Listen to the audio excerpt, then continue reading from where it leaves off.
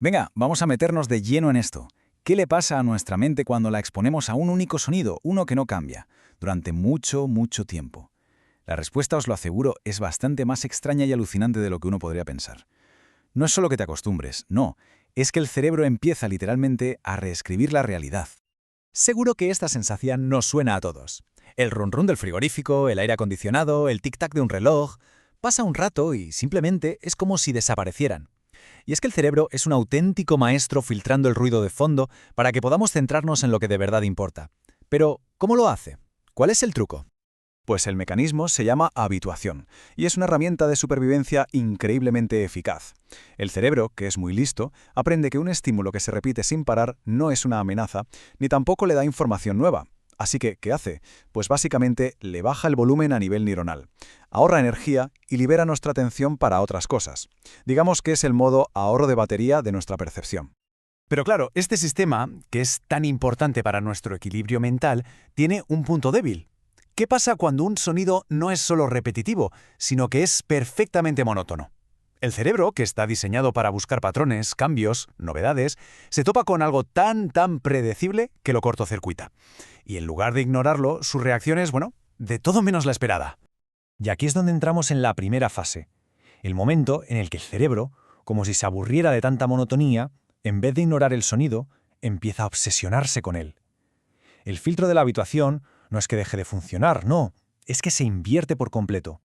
Esta cronología lo deja clarísimo. Al principio, durante los primeros 20 minutos, todo normal. Pero de repente, algo hace clic.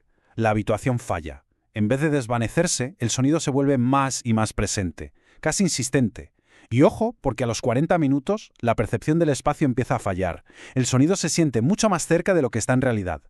Y con esto pasamos a la siguiente etapa, donde el cerebro deja de ser un simple receptor para convertirse en un editor de la realidad, un creador. Ya no va de lo que se oye, sino de lo que el cerebro inventa. Cuando llevamos una hora, la parte del cerebro que se encarga de anticipar ritmos se pone a trabajar a toda máquina. Empieza a predecir el sonido justo un instante antes de que suene de verdad, y esto crea una especie de eco fantasma, un eco falso que se mezcla con el real. Es como si la mente intentara ir un paso por delante del mundo. Pero las distorsiones no acaban ahí, ¿qué va? El cerebro, en su intento de encontrarle algún sentido a esa monotonía, empieza a reconstruir el sonido. Lo primero, el volumen. Aunque el sonido es constante, se empieza a percibir como si subiera y bajara, como si alguien estuviera jugando con el mando. Después le toca el turno al tono. El mismo sonido de repente puede parecer mucho más grave, y al rato muchísimo más agudo. La frecuencia real, por supuesto, no ha cambiado en absoluto, pero la percepción que tiene el cerebro de ella, sí. Y para rematar, la localización. El cerebro pierde por completo la brújula. El sonido empieza a venir de la izquierda, luego de la derecha. A veces incluso parece que suena desde dentro de nuestra propia cabeza, aunque la fuente de sonido no se haya movido ni un milímetro. Y ahora llegamos a uno de los fenómenos más alucinantes de todo este proceso. ¿Qué hace el cerebro cuando hay un silencio perfecto entre cada repetición del sonido? La respuesta es increíblemente sencilla. Lo rellena. No lo soporta. Esta frase lo describe a la perfección. Parece que la mente tiene una especie de horror al vacío auditivo.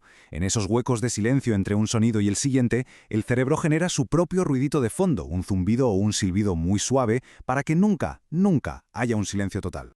Bueno, pues este fenómeno tiene nombre. Se llama tinnitus temporal inducido.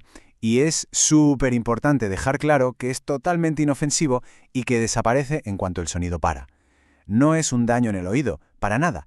Es una creación pura y dura del cerebro, una prueba más de que nunca deja de trabajar. Seguimos avanzando y llegamos a la fase de adaptación más profunda.